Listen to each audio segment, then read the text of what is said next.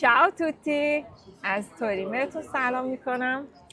اومدیم که بریم موزه مصر رو ببینیم.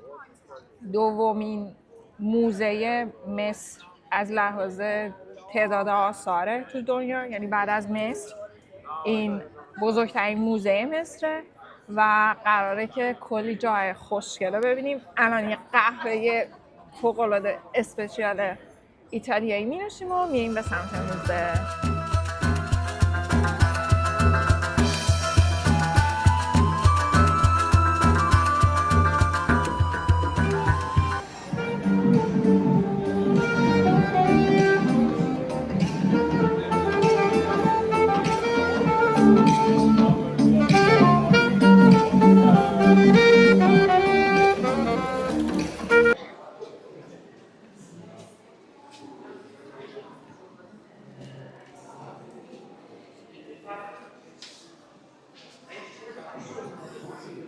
خب اول از همه که یه خورده این آثار رو بهتون نشون میدم تا بعد در ادامه آثار برجستش و توضیحاتش رو بهتون نشون بدم و ببینید که واقعا چقدر این تمدن بزرگ و جای صحبت داره.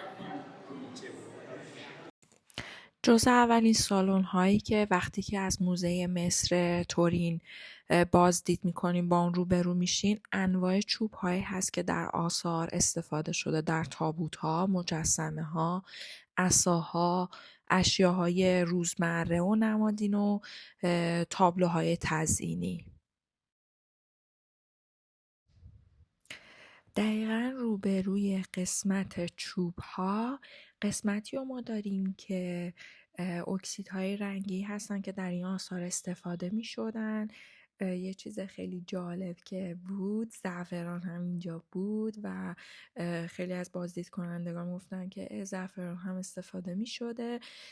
توی تصویر بهتون نشون میدم که حتی از استخوان حیوانات هم برای رنگ مشکی استفاده می شده و خب خود این هم خیلی برای من جذاب بود.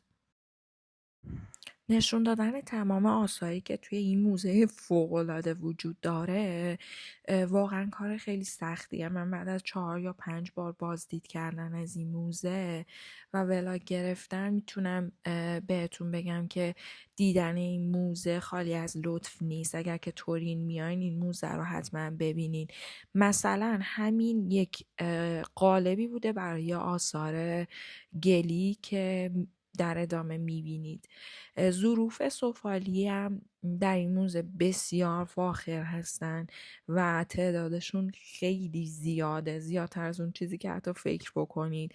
از ظروف سفالی بسیار ساده که در استفاده روزمرهشون بوده، ظروفی که بعضا نقش و نگارهای کوچکی هم روش داشته رو توی این موزه میبینیم.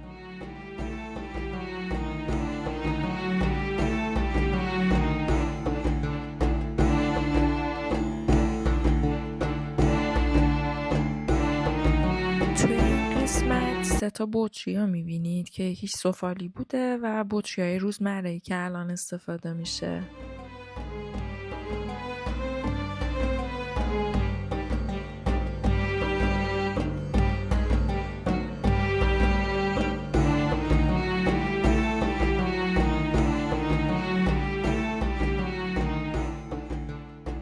تمدن ایران هم شبیه تمدن مصر قدمت زیادی داره و واقعا چرا اینقدر برای تمدن ما کمکاری شده، چرا اینقدر دست کم گرفته شده نمایش قدمت تمدن ما.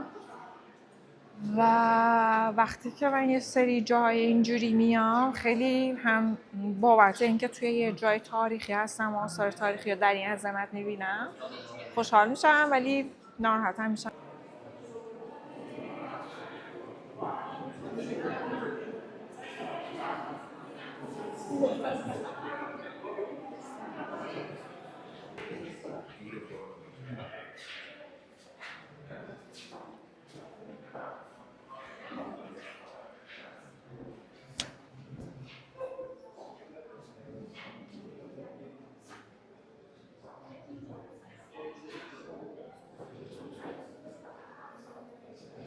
این که بهتون میگم که موزه مصر واقعا لازم داره 2-3 روز.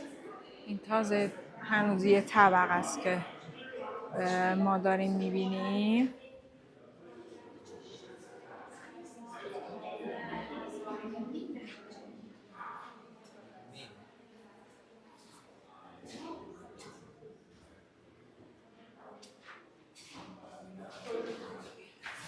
برای هنرمندایی که میخوان یه منبع الهام داشته باشن، این دیتیل ها، این فرما منبع الهام خیلی خوبی میتونه برشون باشه.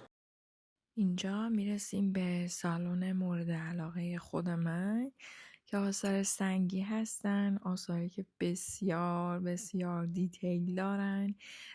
چند تایی ازشون عکس گرفتم که تو کانال تلگرامی که حالا پای همین ویدیو براتون میذارم، اونا رو میذارم اونجا که اگر که دوست داشتین دیتیل رو ببینین، چون نشون دادن تمام دیتیلی که توی این آثار هستن بسیار سخته. ولی یکی از سالن‌های مورد علاقه من سالن آثار سنگی هستند که خیلی خیلی برای من جذابه.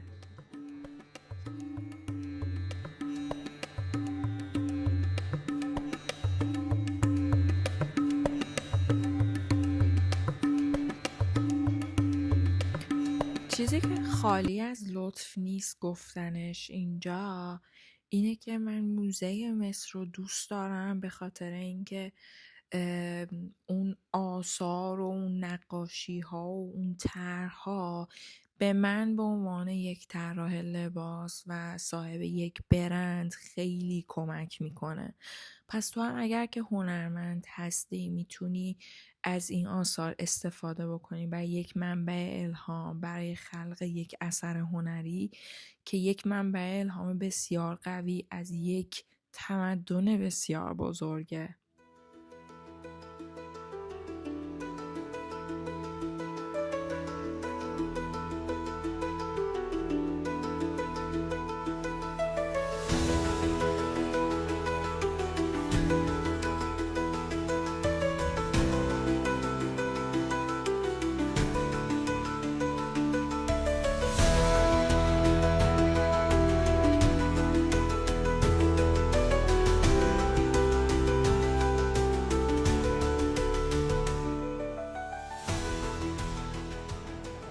خب داریم میریم یه طبقه دیگه از این موزه رو ببینیم.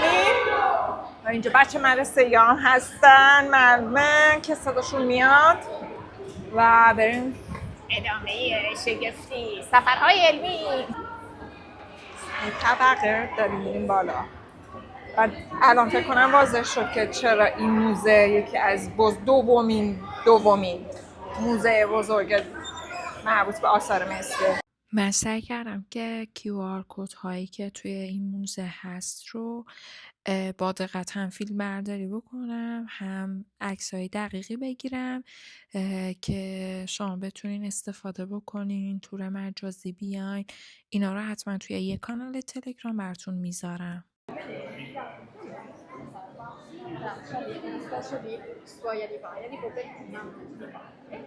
در ادامه بازسازی تصویر بسیار معروفی از مصر باستان رو می‌بینیم که صحنه‌ای هست معروف به شاهنامه، یکی از اولین فرائض‌های مصر بوده که میاد مصر علیا و مصر سفلی رو متحد میکنه و اون تاج بلندی که روی سر نارمر می‌بینی تاج سفید مصر علیا.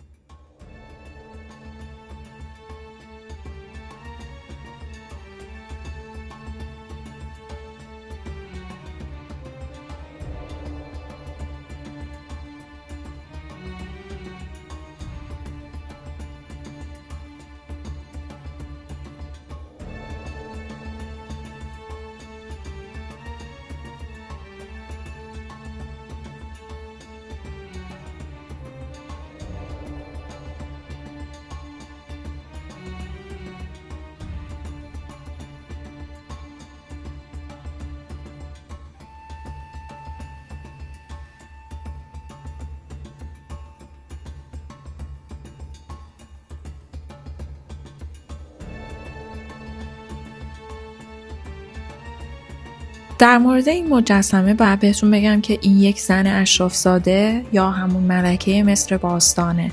حالت رسمی نشستن، لباس سنتی، جزئیات موهاش نشون میده که مقام بالایی داره. این نوع مجسمه ها معمولاً برای جاودانه کردن جایگاه افراد در زندگی پس از مرگ ساخته می شدن.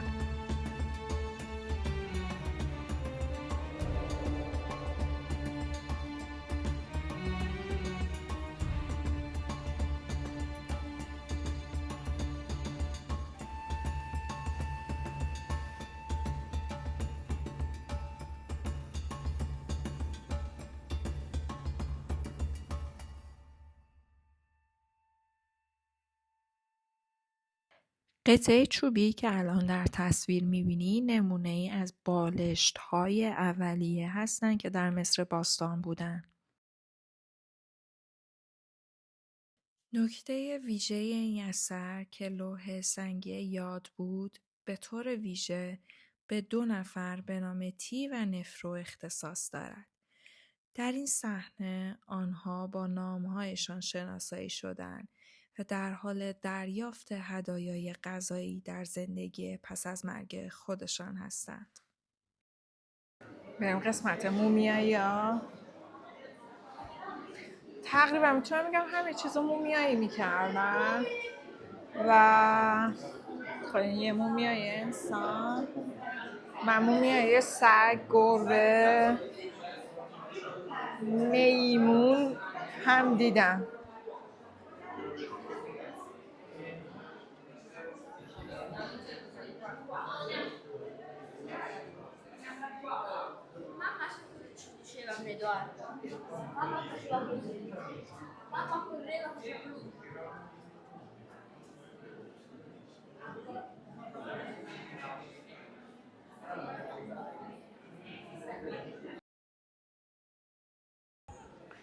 خب اینم قسمت پارچه و کتان.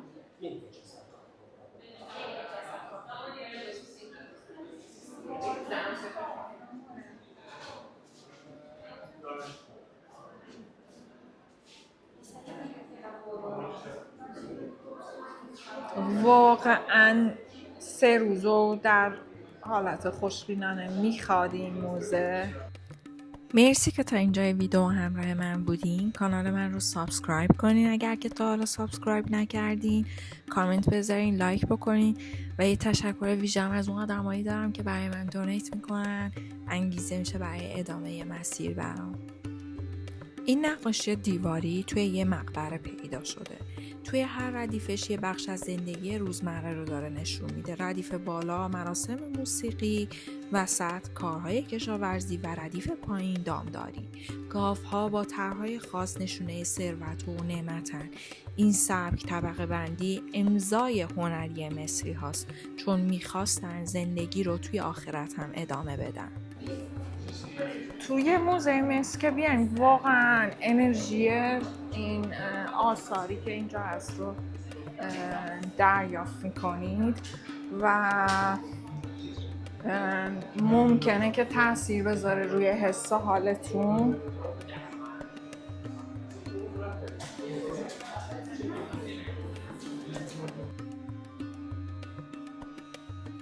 اینم قسمت اول ولاگ مصر، موزه مصر تورین که برای خودم خیلی هیجان انگیز بود. امیدوارم که شما هم خوشتون اومده باشه. قسمت دومو به زودی براتون میذارم. تا ولاگ بعدی، خدافظ.